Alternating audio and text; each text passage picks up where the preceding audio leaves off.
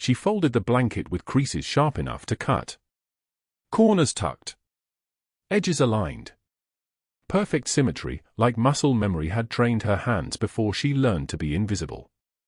Oak Creek Memorial's ER hummed with the white noise of fluorescent lights and the distant beep of monitors. The smell hit her first, antiseptic and something else, something like copper and desperation mixed into the stale air conditioning. Danielle Ross moved through the trauma bay like water, unremarkable and essential, her navy scrubs blending into the blur of the day shift. 3 years. 36 months of deliberately being forgotten. She'd mastered the art of it. Keep your head down. Accept the worst rotations. Don't speak up in rounds. Organize the linen cart with the same precision that had once orchestrated rescue operations, but do it quietly, do it alone, do it so thoroughly that no one notices you're doing it at all. The other nurses moved past her without seeing her. The residents looked through her. The attending physicians checked her work and nodded, satisfied with competence that asked for nothing in return. The unit patch was sewn inside her scrub jacket lining. Faded now, worn smooth by 18 months of her fingers finding it during shifts, a ritual, a touchstone, a wound that wouldn't close. The insignia was barely visible anymore. 3rd Battalion, 5th Marines. Dark Horse. She'd embroidered it herself the night before deployment to Sanjin Valley, needlework so small that only someone who knew to look would find it. No one at Oak Creek Memorial knew to look. Her hand steadied when she focused on a task. That was the trick. Keep moving. Keep working. Keep the trembling locked behind a professional smile that never quite reached her eyes. In the ER, there was always something that needed doing. Blankets needed folding. Gurneys needed cleaning. For kits needed restocking. Supplies needed organizing. Patients needed monitoring when the real nurses were busy with paperwork or conversations or the kind of ease that came from never having held a dying child in the rubble of what used to be a schoolhouse. The mass casualty drill had been last month. A training scenario, simulated bus crash, 20 patients, mixed acuity levels. The charge nurse, Patricia, had been coordinating triage when Danielle had quietly reorganized the staging area. She'd color-coded the tags. Streamlined the assessment flow. Predicted resource bottlenecks before they happened. She'd moved through it the way she'd moved through Kandahar with Lieutenant Holloway and the SEAL team, reading patterns in chaos, anticipating what the next 60 seconds would demand. Patricia had paused. Her clipboard had dipped. Her eyes had locked on Danielle's face with the kind of attention that made her skin crawl. So Danielle had fumbled the next patient tag on purpose. Dropped it. Muttered an apology. Deliberately moved slower, less certain, less tactical. The attention had shifted away like she'd pulled a switch. Back to invisible. Back to safe. Every morning, she touched the patch before she clocked in. Her fingers would find the inside of her jacket while she stood in the locker room, just for a second, just long enough to remember who she'd been. Major Danielle Ross. Angel 6. The operator who'd pulled 6 children from the collapsed Quranic school when the building came down on day 4 of Operation Sandcastle. 3 silver stars, 2 of them sealed. 3 combat action medals. 1 purple heart for the shrapnel that took 40% of her left deltoid. Another purple heart for the blast concussion that still made loud noises feel like they were happening inside her skull. All of that was gone. Erased. Classified into a folder that didn't exist anymore. The official story was that Danielle Ross had never served. Never deployed. Never done the things that haunted her at 3 in the morning when sleep wouldn't come and the nightmares would. The Pentagon had been very clear, Operation Sandcastle was buried. The team was scrubbed. The records were sealed. Any attempt to resurface that identity would endanger the families of everyone she'd served with. Explicit instructions. Non-negotiable. The woman in the ER had to be someone new, someone nobody, someone whose hands were steady because they'd never learned to shake. The ambulance radio crackled at 1,447 hours. Oak Creek Memorial, this is Houston Life Flight 2. Inbound trauma, ETA for minutes. Colonel Marcus Webb, United States Air Force, crush injuries from vehicle training accident. Preliminary assessment shows bilateral leg crush, possible chest wall fracture. Vitals are 98, 88, 18. Alert your trauma team. Danielle's hand stopped moving. The blanket fell. She didn't breathe. She didn't move. She didn't do anything but stand there with her hands curled around air where the fabric had been, and somewhere in the part of her brain that was still colonel-trained, she heard the alarm bells, the sirens, the sound of boots hitting desert sand. Colonel Marcus Webb. There were 1,000 colonels in the Air Force. Thousands. The name was common. Unremarkable. Just a name that meant nothing in a Houston trauma bay on a Tuesday afternoon. But her body knew. Her body knew the way it knew how to breathe when the world was full of smoke, the way it knew how to move when other people froze, the way it knew the difference between the sound of incoming and the sound of outgoing. Her autonomic nervous system recognized something that her conscious mind was trying very hard not to acknowledge. She bent down and picked up the blanket. Folded it again. Same creases. Same precision. Same steady hands that had become the most sophisticated tool in her arsenal, the ability to appear completely normal while being anything but. Did you hear that? Patricia's voice cut through the ambient noise.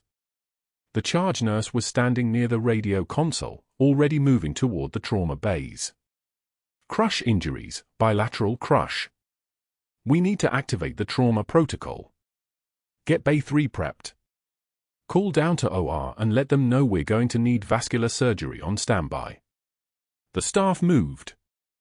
Doctors emerged from offices. Nurses began gathering equipment.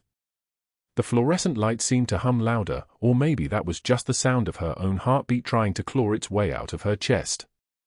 The blanket was folded now. She set it down on the linen cart with the others and turned back to her work. Her hands moved. Her face stayed neutral. Her breathing remained even. No one was watching her.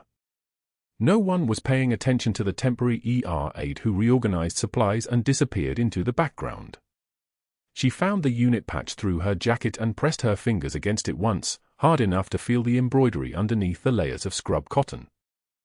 The rotor wash of the helicopter hit the building like a physical force. She could feel it in the windows, in the vibration of the frame around the ER doors, in the way the fluorescent lights trembled slightly in their fixtures. The sound was unmistakable. The deep percussion of a UH-60 Black Hawk, the same sound she'd heard 100 times over Kandahar and Helmand Province, the sound that meant extraction, meant rescue, meant the helicopter was here and the next 60 seconds would determine if you lived or died. The stretcher came through the doors in a controlled chaos of motion and noise. Medical personnel moved around the gurney with the kind of practiced choreography that belonged to a trauma team that had seen combat casualties in civilian hospitals. For lines were already running. Oxygen was already flowing. The patient was already stripped and prepped for immediate assessment, and Danielle could hear Patricia calling out vitals, calling out the trauma protocol, calling out instructions to get him upstairs to imaging. And then she saw his face. He was unconscious. His left leg was clearly compromised, the kind of damage that came from something heavy and metal hitting at high speed. Blood was soaked through the temporary dressings. But his face was exactly like she remembered it, just older, just weathered, just carrying the weight of years that she'd spent trying not to think about him. She'd pulled him from the rubble of the school when he was 8 years old. His mother had been standing nearby, screaming in a language that didn't matter because grief was universal. He'd been dusty. He'd been bleeding from a cut on his forehead. He'd been alive. And she'd carried him to the medical tent and stayed with him for 3 hours while his mother held his hand and whispered prayers in Pashto, and when the kid had opened his eyes and looked at her with the kind of gratitude that made her want to disappear, she'd told him his name was Angel 6 because she couldn't tell him her real name and he needed something to hold on to. Colonel Marcus Webb. The 8-year-old boy with wide eyes and a cut forehead had become a decorated Air Force officer with bilateral leg crush and a chest wall fracture and a name that was supposed to remain buried in a classified file that Danielle Ross was supposed to have never read. Her sharp intake of breath was audible in the trauma bay. Just a second. Just one moment of oxygen that her body pulled without permission. Dr. Vernon Ashford was standing at the head of the gurney, hands in his pockets, watching the trauma team work. His eyes flicked sideways toward the source of the sound. Toward her. His gaze landed on her face with the precision of a predator recognizing movement in tall grass. The patient mumbled something through the oxygen mask. The words were slurred, pain medication heavy on his tongue, but the words were clear enough. Angel 6. Dr. Ashford's eyes narrowed. His head tilted slightly. He was watching her the way he watched complicated patients, with the kind of clinical interest that meant he'd caught something interesting. Danielle's face stayed perfectly still. She'd been trained by men who specialized in the art of appearing normal in situations where nothing was normal. She'd held that skill for 20 years. She held it now.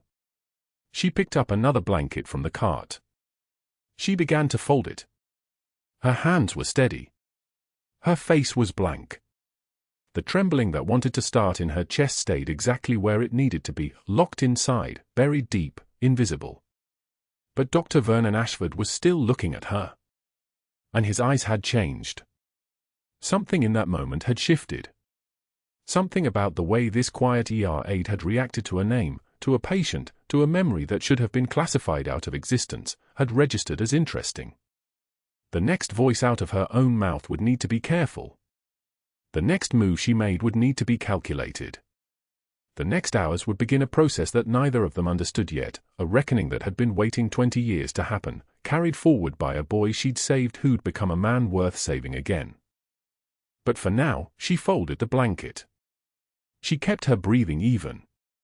She let Dr. Ashford wonder. And somewhere deep in the part of her that was still colonel-trained, she began running through contingencies, running through protocols, running through all the ways that invisibility could shatter if someone was paying attention. The 48 hours after Colonel Webb's arrival moved with the terrible precision of a surgeon's blade. Ashford spent them the way a predator spends time learning a prey animal's patterns, watching, calculating, testing the perimeter where Danielle's invisibility had begun to fray. He'd caught her recognition. The sharp intake of breath. The way her hands had trembled for exactly 3 seconds before she locked them back down. He didn't know what the connection was, but he knew enough to understand that Danielle Ross had something to hide, and Vernon Ashford had spent 23 years turning hidden things into leverage. The overhead speaker crackled on the morning of day 3. Danielle was restocking the crash cart in Trauma Bay 2 when the speaker hissed to life, loud enough that every nurse in the ER froze mid-task. Scrubs to the nursing station. That's right, Scrubs, the one who thinks she's in charge. The page repeated. Laughter rippled across the nursing station like wildfire, shoulders shaking, one of the younger techs actually covering her mouth. Danielle's jaw clenched. One muscle. No more than that.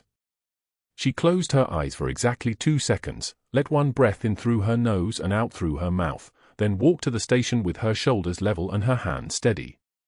Every eye followed her path. 14 pairs of eyes. She could feel them the way soldiers feel a laser sight on a rooftop, distant but entirely present. Ashford stood at the computer terminal with a smile that didn't reach anything above his teeth. There you are. Thought you might have confused yourself with attending staff. Happens to the best of us. He said it loud enough that the entire floor could hear the implication, you're not staff, you're not even close to staff, you're someone we need to correct in public to make sure you remember what you are. Danielle didn't respond. She simply waited, her face the color of professional neutrality. I need those vitals charted on the web patient. Room 7. Try not to forget your scope of practice this time. The way he said it, scope of practice, made it sound like she'd been caught doing something obscene. When she didn't move immediately, he added quietly, that is, if you're finished pretending to be indispensable. 3 days later, she was restocking supplies in the supply closet, for bags arranged by gauge, saline bottles in neat rows, the smell of antiseptic so thick it could strip paint, when Ashford appeared in the doorway. He didn't knock. He simply stepped inside and let the door close behind him with a soft pneumatic hiss, and suddenly the supply closet felt 3 sizes smaller. His cologne was sharp and chemical, cutting through the sterile air. He stood close enough that she could see the faint thread veins in his cheeks, close enough that this was no longer about conversation. "You're getting too comfortable making command decisions in my ER," he said quietly. The quiet made it worse than if he'd shouted. Quiet meant he wasn't performing anymore. This was the real version. Nurses follow orders. They don't give them. They certainly don't suggest to attending physicians that their treatment protocols are inadequate. He stepped closer. "Maybe you need a reminder of your place before I remind administration that you're replaceable." Easily. Danielle met his eyes without flinching. She didn't step back. She didn't ask him to give her space. She simply took one measured breath and said, "You're confusing competence with insubordination, doctor. That confusion will cost you." Her voice was so quiet he had to lean in to hear it. He laughed, a sharp, practiced sound that echoed wrong in the small space, but he stepped back anyway. The confusion in his eyes lasted only a second, but she saw it. He expected compliance. He'd expected her to apologize, to shrink, to fold inward the way nurses did when confronted by hierarchy and authority and the implicit threat that they could be gone by end of shift. Instead, she'd named his fear out loud. That fear was that he wasn't as smart as he needed to be to maintain control, and she'd just said it in 4 sentences. But he recovered quickly. "We'll see," he said, moving toward the door. "We'll see if that confidence survives what's coming." What was coming arrived 2 days later in the parking lot. The day shift was changing rotations, the timing that always created a brief window of overlap where staff moved between vehicles and conversations and the informal space where real decisions got made. Danielle was heading to her car when Ashford's voice cut across the asphalt loud enough that every nurse still outside turned to listen. "Ross." A word. She turned. 14 staff members were within earshot, and she understood with the absolute certainty of someone trained to read tactical situations, that this was intentional. He timed it. Waited for maximum exposure. "You're on permanent nights effective tomorrow," Ashford announced. The words came out clean and official, the way he probably imagined they sounded, like an administrative fact rather than what they actually were, a punishment delivered in front of witnesses. Day shift requires nurses who understand team hierarchy. Night shift might be more suited to your skill set. He smiled. Not kindly. The smile of someone who just publicly demoted a colleague and expected her to accept it with gratitude. The parking lot was completely silent. One of the senior nurses dropped her keys. They clattered against the asphalt with a sound like a rifle bolt. Danielle's vision did something strange for just a moment, the edges blurred and sharpened and blurred again, the way they did when your nervous system was processing a threat. A single tear slipped down her left cheek. Just one. She made no move to hide it. Instead, she held Ashford's gaze with something that looked like calm but felt like the moment before an ambush, when everyone is perfectly still and perfectly armed and the next second will belong to whoever moves first. She wiped the tear away with steady fingers, deliberate and slow, and then she said, "You're making a mistake you don't understand yet, doctor." Her voice was so quiet that people had to lean forward to hear it. But that quiet, that particular quality of calm that came from somewhere far deeper than professional composure, made Ashford step back. He actually stepped back. His face went strange for a moment, the confidence flickering like a fluorescent light losing power. Something in her voice had activated a primitive warning system in his brain. The way an apex predator recognizes, in the split second before things go wrong, that it's been hunting something that was always hunting back. "You're welcome to request a transfer if you find nights uncomfortable," he said, recovering with effort. "I'm sure administration would love to process that paperwork." But his voice had lost something. The certainty had cracked. He turned and walked toward his car without waiting for a response, and every nurse in that parking lot watched the way he moved, faster than normal, shoulders tighter than they'd been before those 7 words. Danielle didn't move. She stood there with the evening Houston heat pressing down like a hand, the asphalt radiating warmth that made the air shimmer above the pavement, and she let herself feel what she'd been holding back for 3 days. Let herself acknowledge that invisibility was a choice and choices could be unmade, and that this man had just begun pushing against threads he didn't understand he was pulling. The patch inside her jacket suddenly felt heavier than it should, the fabric worn to nearly nothing against her skin where she'd kept it for 20 years. 2 decades of being nobody. 2 decades of hands that had held soldiers together, reduced to pushing 4 carts and accepting being called scrubs in front of her entire team. But that wasn't the worst part. The worst part came 6 hours later when Danielle's phone buzzed in the break room, and she found an email from HR requesting that she come in for a credentialing review the following morning at 7. The email was formal and official and absolutely routine. Except it wasn't. She opened it 3 times, reading the same words, and understood with the clarity of someone trained to read situations that Ashford was done with social pressure. He was moving to the strategic phase. He was going to pull her personnel file. He was going to call the credentialing board. He was going to ask questions that would unravel the careful fiction of who she claimed to be, and if he pulled hard enough, if he got lucky, if anyone on the board made a single connection between the name on her credentials and the classified operations records that had been sealed in 2004, then the protection orders would shatter. Then the family she'd sworn to protect would become targets. She touched the patch through her scrub jacket. Felt the worn embroidery beneath her fingertips. Took a breath that shook on the way in. And began to understand that in trying to destroy her invisibility, Vernon Ashford had just set something loose that he had no framework for stopping. The question wasn't whether he'd succeed. The question was what she would be forced to become when he did. The night shift started at 11 p.m., and Danielle clocked in to find the ER skeleton crew already assembled, 3 nurses she barely knew, a resident fresh out of medical school, and an attending physician who'd never worked with her before. No Patricia. No familiar faces. No one who'd witnessed her pull Colonel Webb back from the edge of septic shock. Dr. Ashford had been meticulous about that detail. She hung her coat in the staff locker room, the fluorescent lights humming like a swarm of angry insects overhead. The faded unit patch sewn inside her jacket lining caught her eye as she turned away, barely visible in the seams, just a ghost of what it once represented. She'd kept it there for 18 years, a talisman no one had ever noticed. That was the point. Invisibility had been survival. The Trauma Bay assignment sheet posted outside the main station listed her name with a single word next to it, triage. Not primary. Not backup. Triage meant she'd assess the walking wounded and minor injuries in the waiting room.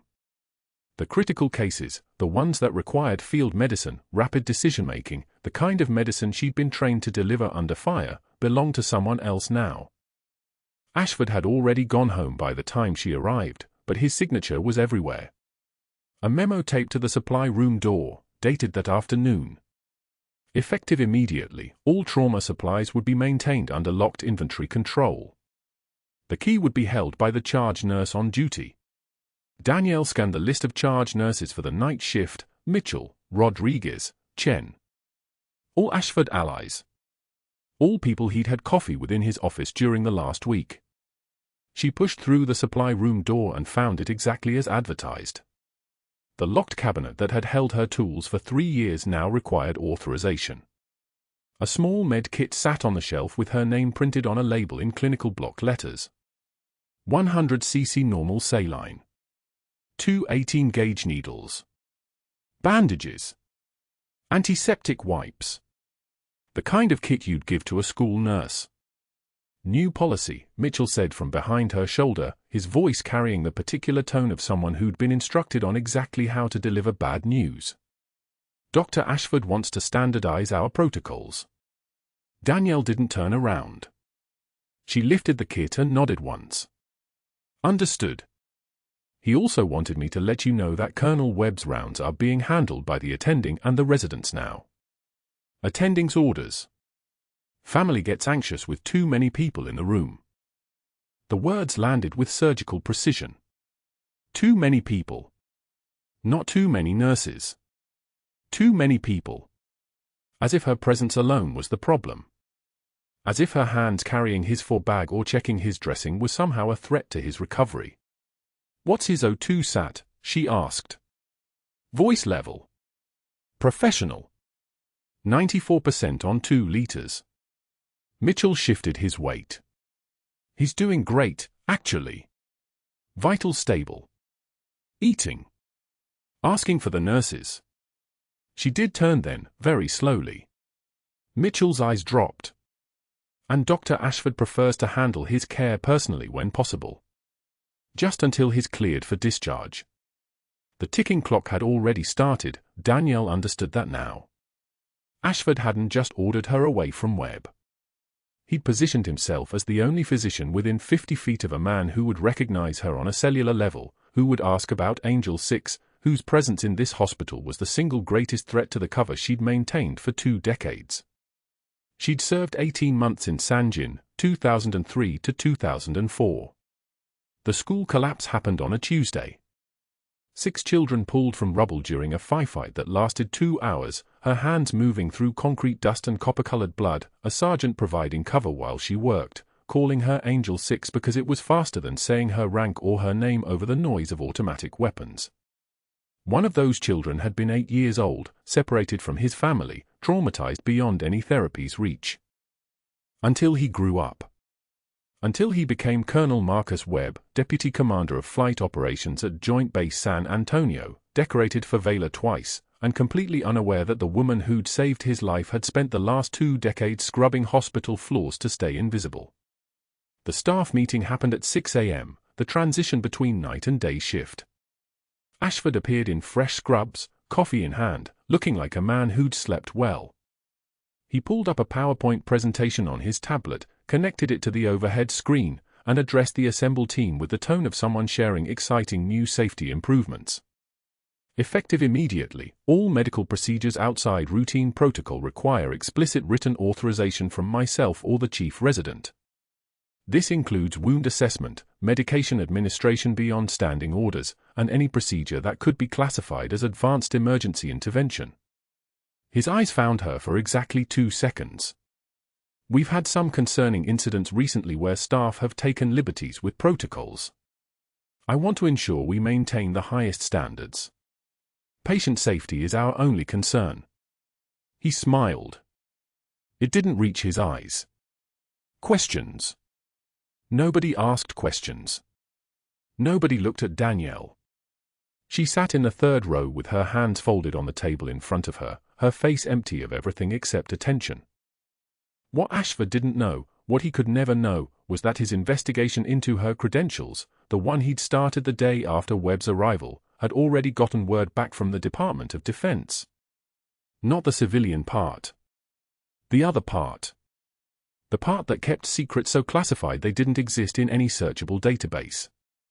She'd seen the email from the hospital's credentialing coordinator that morning, forwarded to her by accident, unusual.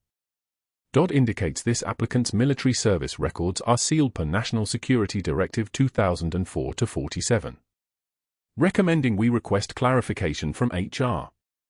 There was a phone number. No names. No classification level. Just a government number that would connect to people who would listen to questions about Major Danielle Ross and then make sure those questions stopped being asked. The problem was the families. 12 soldiers had been in Sanjin with her during Operation Sandcastle. Their families had been told their loved ones served in a classified capacity. Their children had grown up believing their parents did work that was important enough to require official silence. If Ashford's investigation pulled hard enough on that thread, if someone at DOD decided to be helpful and explain why her records were sealed, if any of it surfaced in hospital databases or board meetings, those 12 families would learn that Operation Sandcastle had never officially happened. That their parents' sacrifice had been erased. That the government had lied to them for 2 decades. The ticking clock ticked louder. 72 hours remained before DoD's response to Ashford's formal request for service verification. 72 hours before he received a classified phone call that would either silence him permanently or worse, trigger his curiosity to obsessive levels. Colonel Webb developed a low-grade fever on the morning of day 3. Danielle saw it on the patient status board during her shift handover, 101.2.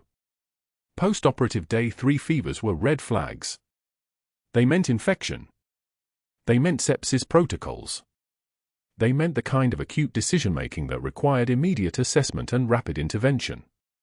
She was reaching for his chart when Mitchell appeared at her shoulder again. Attending's reviewing it, he said. Not unkindly. Just factually. Dr. Ashford's already been in. When? 20 minutes ago. She walked past the trauma bay anyway, doing nothing illegal, just walking past the open door. Webb was sleeping, his face flushed, his foresight wrapped in fresh gauze. His chart hung in the door pocket, and on the front page in Ashford's handwriting, a single line, attending physician review only, no RN assessment without authorization. The humiliation of it would have broken her once. Before Sanjin. Before she learned that the body could function perfectly while the mind compartmentalized shame into a lockbox and buried it 500 feet underground. She didn't stop walking. She went to the break room and sat in the corner with a cup of coffee she didn't drink, watching the clock move forward 1 minute at a time. Ashford would check on Webb every 2 hours, following protocols. Ashford would order blood work and cultures. Ashford would manage his care with military precision, and in doing so, he would become the only person standing between Colonel Webb and information that would destroy everything. That was the part Ashford still didn't understand. It wasn't just about her. It was about what he didn't know he was protecting, and what would happen if he found out. The question wasn't whether his investigation would succeed. The question was what Danielle would be forced to sacrifice when it did. Webb's vitals crashed at 14:53 on a Tuesday afternoon, 68 hours after Ashford had buried her credentials in red tape. The monitor screamed first. 3 sharp beeps, then the flat, nagging alarm of oxygen saturation dropping. Danielle was 3 floors down restocking the supply closet when the code alert crackled through the overhead speaker, respiratory distress, ICU Bay 4. Respiratory distress, ICU Bay 4. She knew before she moved. Knew with the part of her brain that had survived sandstorms and small arms fire and the weight of soldiers dying in her hands. She climbed the stairs 3 at a time, her shoes silent on the concrete steps, muscle memory taking over. By the time she reached ICU, the room was chaos, nurses scrambling, the respiratory therapist bent over Webb's chest with a stethoscope, his face going tight. Tension pneumothorax, the resident said, his voice climbing. His lung collapsed. We need the chest tube kit from trauma supply. Now. Danielle was already moving toward the supply room. The door was locked. Not just closed. Locked with the electronic override she didn't have access to anymore, the override Ashford had removed her credentials for 2 days ago, the day after she'd saved Webb's life with scissors and an MRE wrapper and a prayer to a god she wasn't sure existed anymore. She turned back to the resident. Who has override access?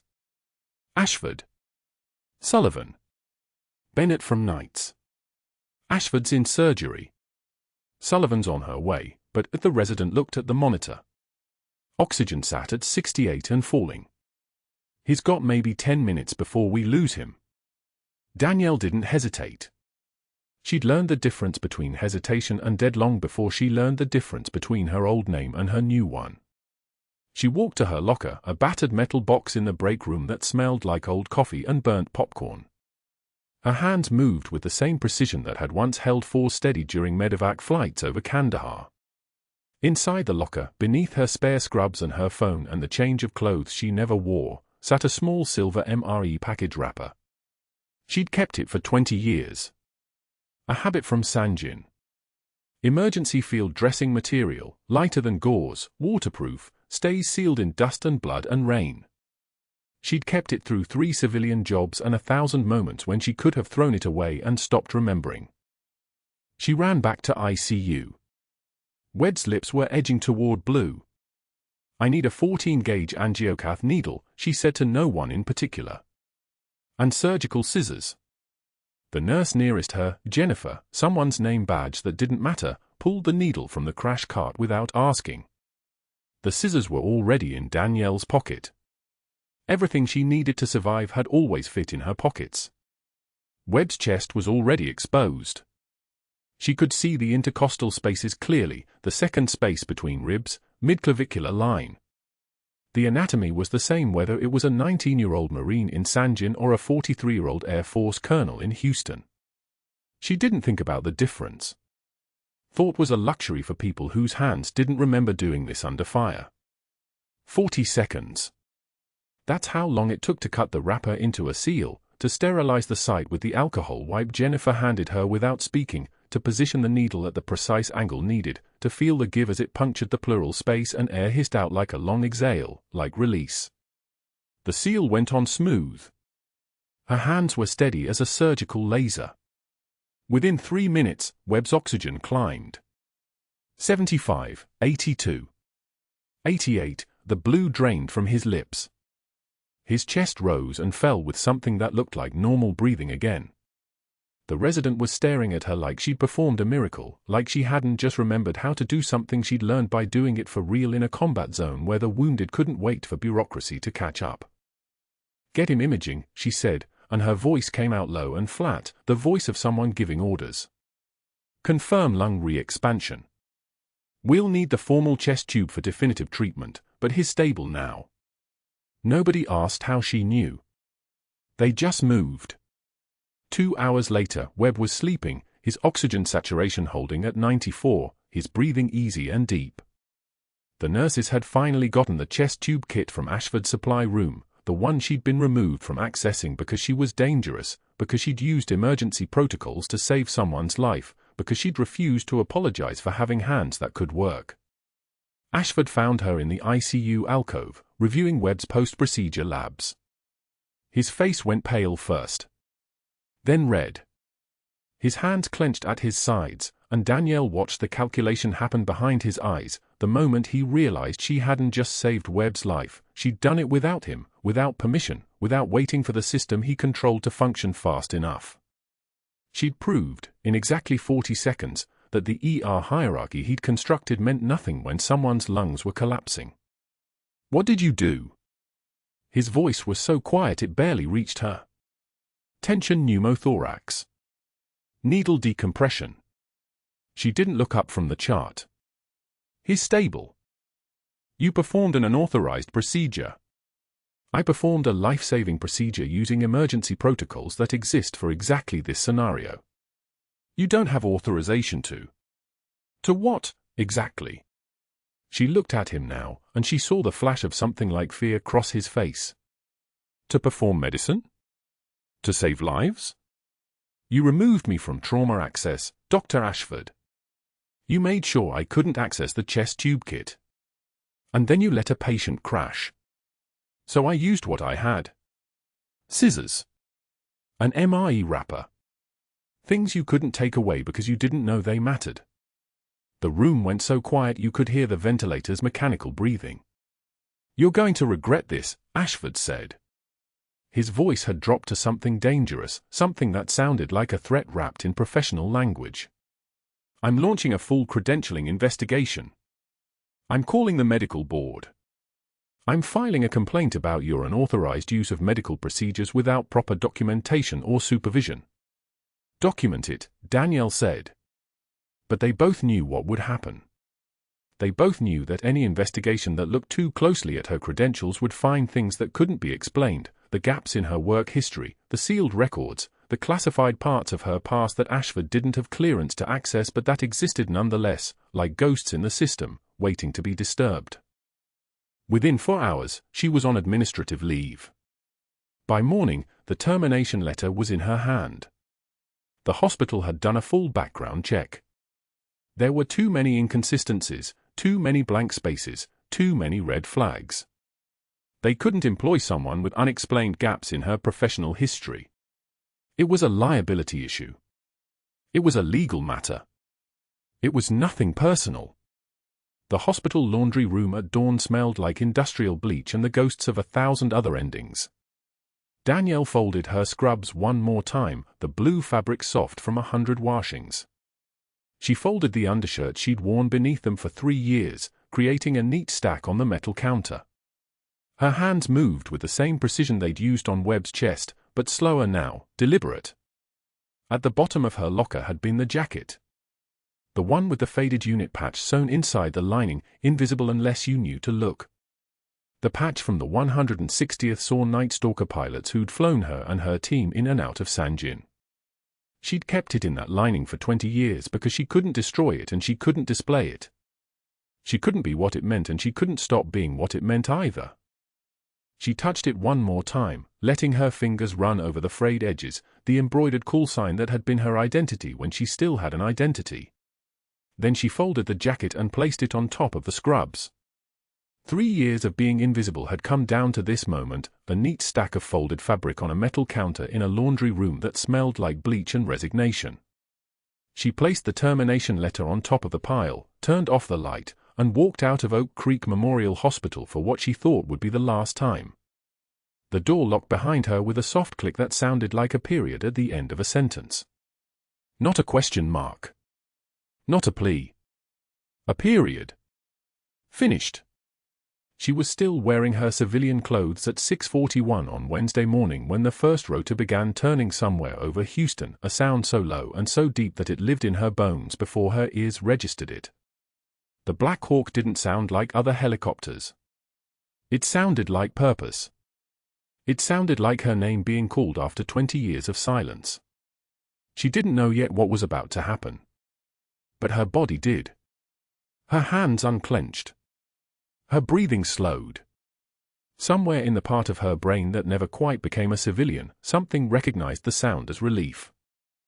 The rotor wash grew louder, closer, the kind of sound that meant the world was about to change again. The rotor wash stopped. The rotors slowed from that apocalyptic blur into individual blades you could count. 1, 2, 3, 4. The ER windows rattled in their frames as the Black Hawk descended into Oak Creek Memorial's ambulance bay like a metal god settling into prayer. Danielle was in the laundry room when she heard it, the distinctive thump-thump-thump of a military helicopter approach. Not an air ambulance. A combat transport. The sound was a language she hadn't spoken in 20 years, but her body recognized it anyway. Her hand stilled over the pile of scrubs. The fluorescent lights hummed above her, that endless buzz that had become the soundtrack to her invisibility. She didn't move. She didn't need to. Whatever was happening, it wasn't for her anymore. 24 hours ago, Dr. Ashford had signed the termination paperwork with the satisfied expression of a man who'd successfully erased a threat. The credentialing board had suspended her nursing license pending investigation. The hospital administrator had handed her a cardboard box and watched security escort her to her car. No ceremony. No goodbye. Just the sound of her ID badge clattering against the tile floor as Ashford placed it on the desk behind her, his message loud enough for the entire department to hear, "You were never one of us." The helicopter blade slowed to a stop outside. The bay doors burst open with the particular urgency of protocol being overridden by something higher than protocol. Danielle heard voices. Multiple voices. Boots on tile. 1, 2, 3, for pairs moving in synchronization, the sound of trained personnel executing a formation. She folded her last scrub shirt. Navy blue. Same color she'd worn in Kandahar. Same color she'd worn when she pulled Colonel Marcus Webb from that school in Sanjin, 8 years old, covered in dust the color of rust, his small body light as kindling in her arms. The intercom crackled. Not a page. A request. Direct. Precise. Major Ross to the emergency bay. Priority clearance. Repeat, Major Ross to the emergency bay. No one in the hospital called her Major Ross. No one even knew that name existed. Danielle set down the folded scrub shirt and walked toward the bay with the kind of steady pace that had kept her invisible for 3 years. Down the corridor. Past the nursing station where the staff had celebrated her firing yesterday with barely concealed relief. Past the break room where her photograph had never hung on the staff board. Past the medicine rooms she was no longer authorized to enter. The bay doors were open. The Black Hawk sat silent in the afternoon heat, its rotor blades casting shadows like the hands of a giant clock frozen at Judgment Day. A colonel in dress uniform stood in the open bay door, his ribbon stack catching the sun like a constellation earned through blood and precision. Behind him stood 2 Air Force officers in identical dress blues, their posture the kind you earned through 15 years of military protocol. The colonel turned toward her. It was Marcus Webb. 16 years older than the 8-year-old she'd pulled from rubble. 40 pounds heavier. Scarred across his left temple, the blast wound she'd seen through the dust in 2004. But his eyes. Those eyes hadn't changed. The same shocked, trusting eyes of a child who'd been told an angel would save him and discovered it was true. "Major Ross," he said. His voice carried across the ambulance bay like a command. Like a prayer. Like an oath being renewed. Dr. Ashford materialized in the emergency entrance. The moment he saw the colonel, saw the uniform, saw the air transport, saw 2 ranking Air Force officers stepping forward in perfect formation, his face drained of color. He opened his mouth. Closed it. One hand moved to his chest as if his heart had stopped and he was checking to verify it might start again. Webb walked toward Danielle with his right hand extended. When she took it, his grip was strong enough to crack bone. "Major Ross saved my life twice. Once when I was 8 years old in Sanjan Valley. Once last week in your emergency room." His voice rose, carrying through the open bay doors, across the emergency department, reaching every staff member who had watched her get fired with indifference. And Dr. Ashford, he turned, and his voice became the temperature of winter, tried to bury her for it. The folder Webb handed her was manila, unremarkable, the kind of document that contained the entire secret architecture of who she'd been. Her hands didn't shake as she opened it. They'd been trained not to shake in sandstorms under gunfire. One insignificant flutter on a quiet afternoon seemed beneath them. Ross, Danielle. Major. United States Air Force. The personnel record was unsealed. 20 years of redacted pages suddenly legible, suddenly real, suddenly legal to possess outside of classified bunkers and Pentagon filing systems.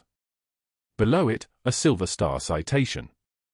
For extraordinary heroism in connection with military operations against an armed enemy, Operation Sandcastle, Sanjin District, Helmand Province, the 14th of March, 2004. Major Ross, under heavy enemy fire, organized the evacuation of civilians from a school structure targeted for precision strike. 6 children were extracted from the collapse zone. 0 casualties. Below that, a Purple Heart. 2 of them, actually. The second one made her stop breathing for exactly 1 second. Shrapnel. IED. 2005, Kandahar Province. Medical evacuation. Full recovery. And beneath those, 3 combat action medals. Each one a mission. Each one a choice to stay when leaving would have been justified. But that wasn't the worst part. The worst part was the voice that cut through the silence.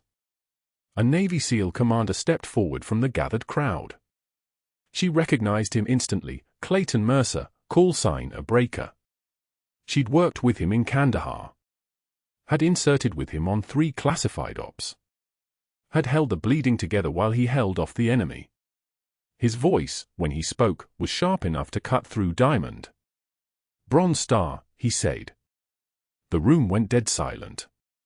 For Valor in Combat Operations, Kandahar Province, 2005. Silver Star. Another pause. The weight of it pressing down like a physical thing. For extraordinary heroism under fire. 2 Purple Hearts. His voice cracked exactly once, the only human moment anyone would see from him. And a Navy Cross. The 3rd highest decoration awarded by the Navy. For heroism. Not in the line of duty. In the line of saving lives that could have died 1,000 different ways. Dr. Ashford's knees buckled. He grabbed the door frame. His fingers turned white with the force of his grip. The FBI agent stepped forward with the particular confidence of someone who'd been investigating for 6 months and found exactly what she was looking for. "Dr. Vernon Ashford," she said, reading from a tablet. 15 years of Medicare fraud. 47 fraudulent claims totaling $863,000. Falsified patient records on 32 cases. Accepted bribes from medical supply companies totaling $240,000. She paused. And your calls to board members attempting to discredit Major Ross's credibility during an ongoing federal investigation constitutes witness intimidation. You're under arrest. Ashford didn't resist. He couldn't. He stood frozen like a man watching his entire life compress into the moment before impact. The FBI agent placed cuffs on him with the efficiency of someone who'd done this before. His medical license would be suspended within hours. His pension would be seized for restitution. The hospital would issue a statement. The media would arrive by evening. 6 months later, Danielle stood in the East Room of the White House. The dress uniform hung on her shoulders like something she'd been waiting her entire life to become. The silver star caught the light from the Swarovski chandeliers. The President of the United States placed a medal around her neck, the Presidential Citizen's Medal, the kind of honor that usually took a lifetime to earn, and she'd earned it in blood and silence and 2 decades of invisibility. The ribbon felt like permission. Permission to be seen. Permission to be known. Permission to stop folding other people's scrubs and start living in her own skin again. On her way out, walking through Arlington in her dress uniform, she passed a medical plaza. Glass doors. Soft fluorescent lighting. And through those doors, at a security desk, sat Dr. Vernon Ashford in a polyester uniform. Night shift. $12 an hour. His name tag read security in reflective letters. His eyes lifted from his clipboard the moment she appeared. For exactly 2 seconds, they held. His pupils dilated with the recognition of what he'd done, what he'd tried to destroy, and what had survived him completely intact. Then his eyes dropped to his shoes. His shoulders curved inward. The clipboard trembled in his hands. Danielle didn't stop walking. She didn't slow. She didn't acknowledge him beyond that moment of mutual understanding. He had tried to erase her and failed. She had been erased before. This was just another person mistaking invisibility for weakness. But in the window behind him, she caught her reflection. The rank on her shoulder. The decorations on her chest. The smile that had finally earned the right to exist in public. Sometimes the bravest warriors carry stethoscopes, not guns. Colonel Webb was waiting for her at the restaurant. His 8-year-old daughter sat beside him, her eyes wide with the kind of wonder children have when they finally understand their parents' stories are true. "Tell it again," the girl said. "Tell the story about Angel 6. Danielle sat down. She touched the unit patch on her shoulder, the one she'd sewn inside her jacket lining for 20 years, the only proof of who she'd been when the Pentagon said she couldn't exist. Once upon a time, she began, there was a little boy trapped in the rubble of a school that shouldn't have collapsed. And there was a woman who wasn't supposed to save him. But she did anyway. Because that's what warriors do. They save what needs saving. They carry the weight. And they never, ever forget." The little girl smiled. Her father's hand found Danielle's across the table. Neither of them let go. If you found strength in Danielle's story, please like this video and subscribe to see more tales of hidden warriors who finally get their moment in the light. What would you have done if you held a secret that could change everything? Comment below. I want to hear your thoughts.